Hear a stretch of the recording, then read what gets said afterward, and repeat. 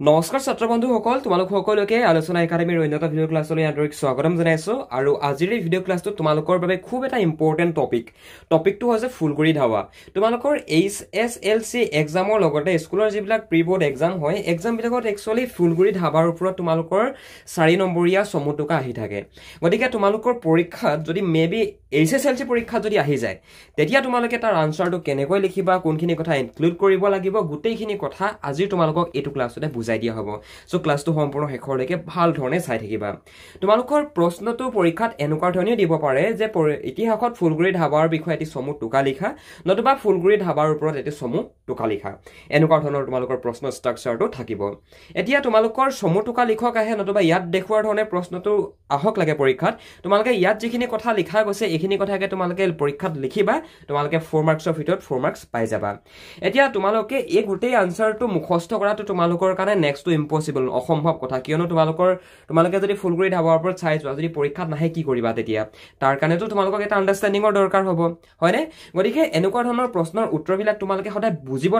try কৰিবা মুখস্থ কৰিবা ট্ৰাই নকৰিবা বিকজ মুখস্থ কৰিবা ট্ৰাই কৰিলে পাহৰি থাকিবা পৰীক্ষাৰ বাবে ঠিক আছে সো ক্লাছটোত আমি আৰম্ভ নবঢ়াৰ আগতে তোমালোকক মই এটা আপডেট দিব বিচাৰো তোমালোকৰ যিসকল ছাত্ৰ ছাত্ৰীয়ে সমাজ বিজ্ঞান বিষয়টো টান পোৱা তোমালোকে এতিয়ালৈকে যিসকলে সিলেবাস কমপ্লিট কৰিব পৰা নাই যদি আমাৰ ফালৰ পৰা ৰিভিজনৰ কোৰ্সটো কৰো ভাবিছা ক্লাছ গিটা কৰো ভাবিছা পৰীক্ষালৈ 20 দিন থকাৰ আগতো যদি তোমালোকে ৰিভিজনৰ ক্লাছ গিটা কৰি লোৱা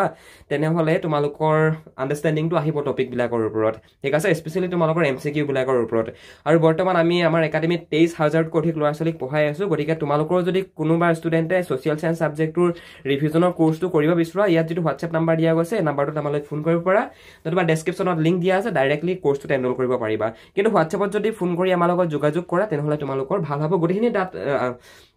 ডিটেইলছ ক্লাছ নোটছ আৰু ইম্পৰ্টেন্ট কোৱেশ্চন আনসাৰ্স WhatsAppতে পাই যাবা HSLC ৰ কাৰণে ঠিক আছে তো বলা আমি এতিয়া আমাৰ আনসাৰটো আগবাঢ়ো ব্ৰিটিছৰ অৰ্থনৈতিক শোষণৰ বিৰুদ্ধে অসমৰ শোষিত কৃষক ৰাইজে কৰা প্ৰথম বিদ্ৰোহটোৱে হৈছে ফুলগুৰি ধাৱা অসমত ব্ৰিটিছ প্ৰশাসনৰ বিৰুদ্ধে অসমৰ কৃষক ৰাইজে কৰা প্ৰথমটো বিদ্ৰোহই হৈছে ফুলগুৰিৰ ধাৱা 1861 চনত ফুলগুৰি ধাৱা সংঘটিত হৈছিল ইয়াৰটো মনত ৰখাবা কিমান চন আছে 1861 চনত ফুলগুৰি ধাৱা সংঘটিত হৈছিল আৰু ফুলগুৰি হল তিৱা জনগোষ্ঠীৰ লোকসকলৰ এখন গাঁও য'ত আফু খেতি বৃহৎ পৰিমাণত কৰা হৈছিল ফুলগুৰি কি বুলি পালো ফুলগুৰি হৈছে তিৱা জনগোষ্ঠীৰ লোকসকলৰ এখন গাঁও য'ত আফু খেতি বৃহৎ পৰিমাণে কৰা হৈছিল কিন্তু ব্ৰিটিছ চৰকাৰে এই আফু খেতি বন্ধ কৰি দিছিল কিয়নো তেওঁলোকে নিজৰ লাভৰ বাবে নিজে তৈয়াৰ কৰা কানি বিক্ৰী কৰিবলৈ বিচাৰিছিল যেটো আফু শব্দ পাইছো ন আফু গুটি যে পাইছো আফুৰ পৰা একচুয়ালি কানি হৈছে এবিধ নিচা জাতীয় দ্ৰব্য ওকে যেটো খালে নেকি মানুহৰ এলকহল খালে যিটো নিচা লাগে ঠিক তেনেকুৱা ধৰণে কানি খালেও মানুহৰ নিচা লাগে ওকে সো ইয়াত কি বুলি কৈছে মন কৰা ফুলগুৰি হৈছে এডোখৰ ঠাইৰ নাম ওকে ফুলগুৰি হৈছে এডোখৰ ঠাইৰ নাম আৰু তাত তিৱা জনগোষ্ঠীৰ লোকসকলে আফু খেতি কৰিছিল ওকে ফুলগুৰিত যিডোখৰ ঠাই সেই ঠাইডোখৰ তিৱা জনগোষ্ঠীৰ লোকসকলে আফু খেতি কৰিছিল কিন্তু ব্ৰিটিছে সেই আফু খেতিৰ ওপৰত আফুৰ খেতি কৰাটো বন্ধ কৰি দিছিল তিৱা জনগোষ্ঠীৰ লোকসকলে কিয়নো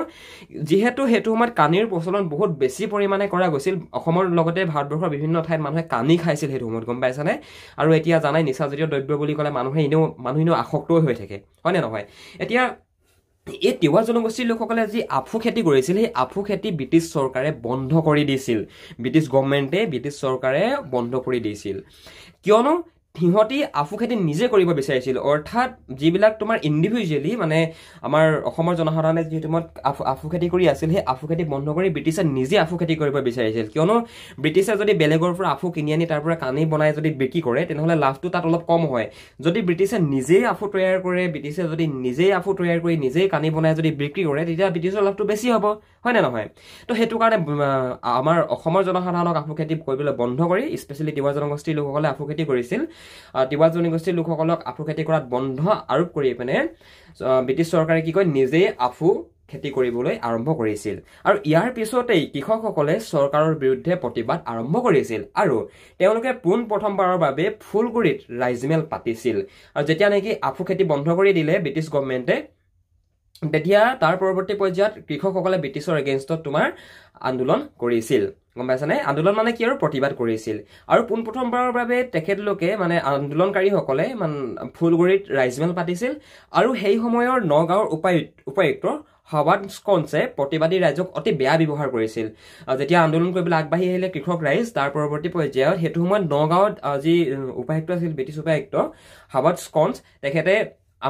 তেখেতে সেইটো সময়ত আন্দোলনকাৰীসকলক বহুত বেয়া ব্যৱহাৰ কৰিছিল আৰু তাৰ বাবে তেখেত কৰিছিল আৰু তাৰ বাবে ৰাইজ অধিক ক্ষুভিত হৈ পৰিছিল ক্ষুভিত হৈ পৰা মানে যেতিয়া নেকি প্ৰতিবাদীকাৰীসকলক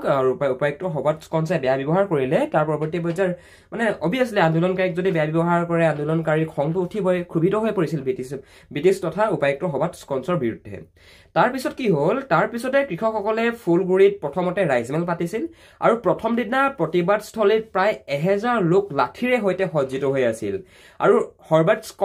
স্কন্সে তেওঁৰ সহকাৰী উপায়ুক্ত সিংগাৰ সভাস্থলীলৈ পৰিস্থিতি উমান ল'বলৈ পঠিয়ালে তো পোনপ্ৰথমবাৰৰ বাবে যেতিয়া তোমাৰ আন্দোলন হোৱাৰ পৰৱৰ্তী পৰ্যায়ত কি হ'ল কৃষকসকলে ফুলগুৰিতে প্ৰথমখন তেখেতলোকে ৰাইজমেল পাতে ফুলগুৰিত নামৰ ঠাইডোখৰ ৰাইজমেল মানে কি আৰু গোটেই কৃষক ৰাইজ গোট হৈ পিনে আলোচনা কৰিবৰ কাৰণে এখন মেলা পাতিছিল মানে ৰাইজমেল পাতিছিল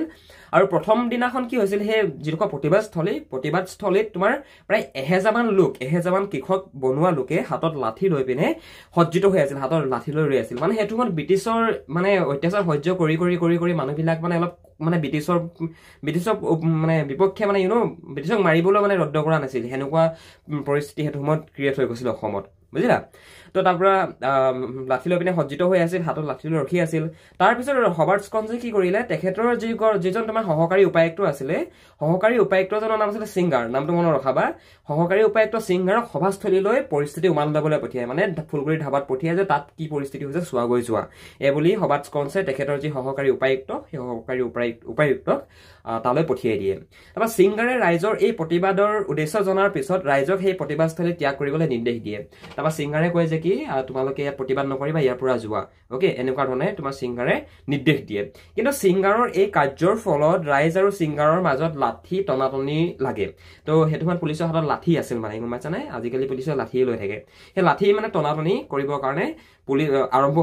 আৰম্ভ কৰিলে পুলিচেও ঠেলিছে তাৰ পৰা ইফালে ৰাইজেও ঠেলিছে তো সেনেকুৱা ধৰণে টনাটনি লাগিলে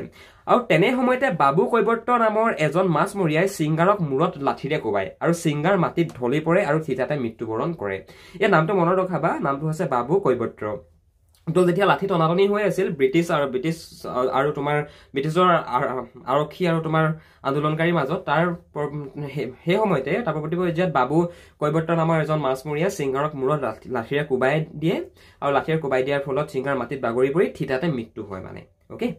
আন পুলিচ বাহিনীবোৰে ভয়তে সেই ঠাইৰ পৰা পলাই পত্ৰং দিয়ে ওকে তো যেতিয়া নেকি সিংগাৰ মৰি গ'ল সেই লাঠি ঠেলাঠেলিত মানে সেই যেতিয়া মৰিয়াই দিলে বাবু কৈবৰ্তই মাথাত যেতিয়া সিংগাৰ মৰি যায় তাৰপিছত যিসমূহ পুলিচ তোমাৰ লগত আহিছিলে সিংগাৰৰ সেই সিংগাৰৰ লগত অহা পুলিচসমূহ ভয়তে পলাই পত্ৰং দিয়ে ওকে তো এই ঘটনাটোকে ইতিহাসত ফুলগুৰি ধাবা নামেৰে অভিহিত কৰা হৈছে তো এইটোৱেই মানে বুজিলা তো পৰীক্ষাত তোমালোকৰ ইয়াৰ পৰা কিমান আহিব ক'লো 4 নতুবা 5 মাৰ্কছৰ পৰীক্ষাত প্ৰি বোৰ্ড এক্সামৰ লগতে HSLC টো বহুত বেছি কমন হয় তোমালোকে এইটো পৰীক্ষাৰ কাৰণে চাবা ঠিক আছে ইম্পৰ্টেন্ট হয় মানে এইখিনি okay thank you so much for watching this class যদি কিবা বুজি নোপোৱা থাকিলা আমাৰ WhatsApp নাম্বাৰ যোগাযোগ কৰা আমি তোমালোকক সম্পূৰ্ণভাৱে সহায় কৰিম ওকে থ্যাংক ইউ